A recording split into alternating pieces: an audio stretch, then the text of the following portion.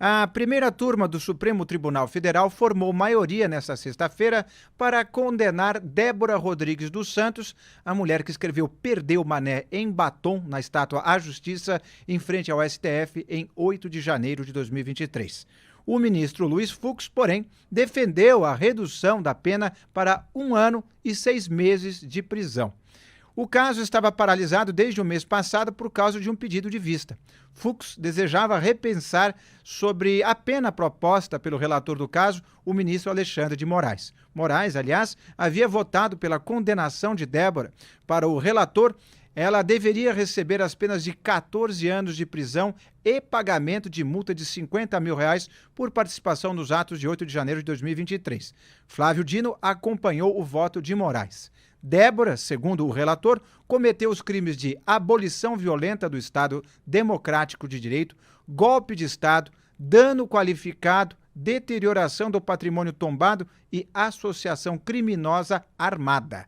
A votação foi retomada de forma virtual na primeira turma nesta sexta-feira e os ministros têm até 6 de maio para concluir o julgamento, caso não haja mais pedidos de vista ou destaques.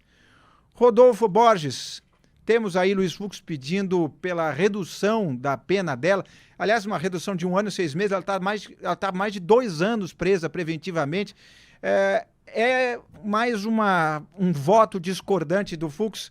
Você imagina que isso pode ter alguma influência ou ele vai ser voto vencido e vão ficar com ela 14 anos na prisão?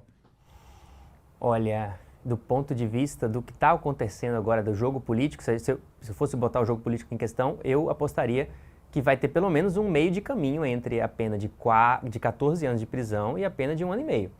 Porque esse movimento do Fux, e a gente já tratou disso aqui no momento em que ele pediu vistas, é uma tentativa de preservar esse julgamento diante da ofensiva dos aliados do Jair Bolsonaro no Congresso Nacional para conceder uma anistia.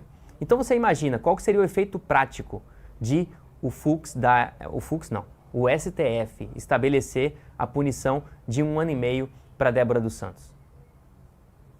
O discurso da anistia, obviamente, na Câmara, se enfraqueceria muito.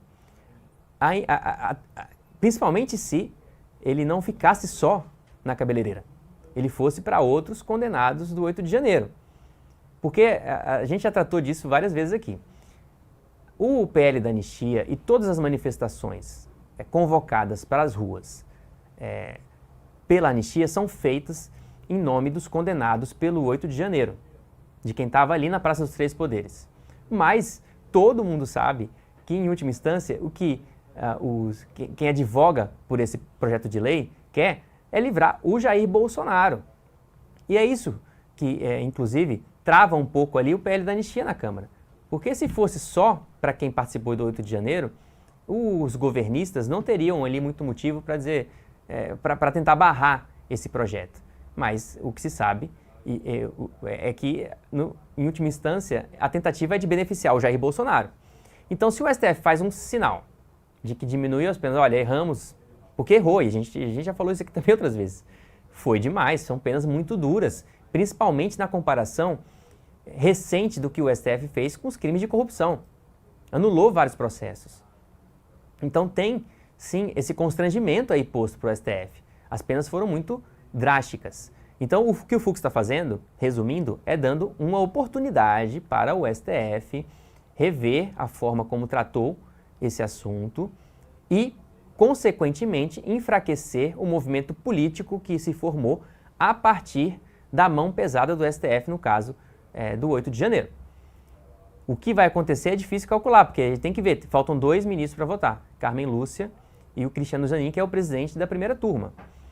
Eles poderiam, acompanhando o Fux, sem mudança nos votos do Alexandre de Moraes e do Flávio Dino, que também poderiam mudar os seus votos, não acabou o julgamento, eles podem mudar o voto. Eles poderiam formar uma maioria para uma pena menor. E aí me parece que o debate público sobre esse assunto ele mudaria drasticamente. Você crê que essa inflexibilidade de Alexandre de Moraes e Flávio Dino, também acompanhando ele, em baixar a pena dela, seria uma falta de visão justamente para conseguir esvaziar o discurso pró-anistia? ou ao contrário, eles acham que poderia ser uma brecha para tentarem suavizar, portanto, a participação, o peso da pena em cima de Jair Bolsonaro, já que ele está sendo acusado de crimes bastante parecidos, ainda que em outras posições? A gente pode dizer assim, tem uma questão jurídica, então, digamos, se o Alexandre de Moraes recua, e o Flávio Dino também, e o STF como um todo recua, eles fica em xeque a forma como eles vinham fazendo. Então não era exatamente jurídico, era político. Tem essa possibilidade de enfraquecer por aí, né? Então eles, pode dizer, se eles fizerem esse cálculo a partir dessa perspectiva, eles não podem mexer em nada do que foi condenado, porque enfraqueceria a perspectiva jurídica do que foi feito. Agora, ao mesmo tempo, se eles não fizerem isso, tem esse outro lado. O discurso continua existindo e continua forte. O Fux abriu uma portinha ali para mudar um pouquinho essa perspectiva, mas as consequências políticas disso a gente só vai saber, porque é assim que funciona, depois que acontecer alguma coisa. É muito difícil calcular e prever o que vai acontecer. Pois é, e vamos continuar falando desse assunto, porque ainda sobre esses atos de 8 de janeiro, o presidente da Câmara dos Deputados, Hugo Motta, anunciou na quinta-feira que o requerimento de urgência para o projeto de lei que concede anistia aos condenados pelos atos não será pautado no plenário na próxima semana. Segundo Motta, a decisão foi tomada em conjunto com líderes que representam 400 deputados federais. Os aliados do ex-presidente Jair Bolsonaro, que compõem a oposição ao governo Lula, escolheram a pauta da anistia como prioritária para esse ano, de olho em um possível benefício para o ex-presidente, que é réu no Supremo Tribunal Federal por tentativa de golpe de Estado e está inelegível até 2030. Guilherme Resch, como a oposição reagiu a esse anúncio do Hugo Motta de que não vai pautar a anistia semana que vem? A oposição ficou bastante irritada, Inácio, a verdade é essa, porque, como você falou, né, é um tema visto como prioritário, não só para o PL, como para a oposição no geral, ali na Câmara dos Deputados, né, que se avance com esse projeto de lei da anistia. Então, ontem houve manifestação, por exemplo, do líder do PL, Sóstenes Cavalcante, dizendo que está sendo imposta ali, ao adiar esse tema da anistia, tanto o requerimento de urgência como o projeto de lei em si, está sendo imposta uma pena de morte a pessoas, a presos do 8 de janeiro. Chegou a falar também que falta coragem para pautar o requerimento de urgência, aí fazendo uma crítica diretamente tanto ao presidente da Câmara como aos líderes que definiram que não iriam incluir na pauta esse pedido de urgência. Então ele trata dessa forma, né, fala que não faltam assinaturas, né, porque ele conseguiu, quando apresentou aí o requerimento de urgência, tinha 264 assinaturas. Então ele fala que não faltam assinaturas, mas falta coragem para pautar. Além disso, o líder da oposição, né, o Zucco, Luciano Zucco, anunciou ontem também a retomada da obstrução total na Câmara, né? A oposição já tinha feito esse movimento algumas semanas atrás para pressionar o Hugo Motta a priorizar essa pauta da anistia, e ontem, com essa decisão do Colégio de Líderes com o Hugo Motta de não pautar o requerimento de urgência, o Zucco então anunciou que a oposição vai retomar essa obstrução total dos trabalhos, tanto nas comissões como no plenário, para continuar pressionando, vai manter essa obstrução até que se paute o projeto de lei da anistia no plenário.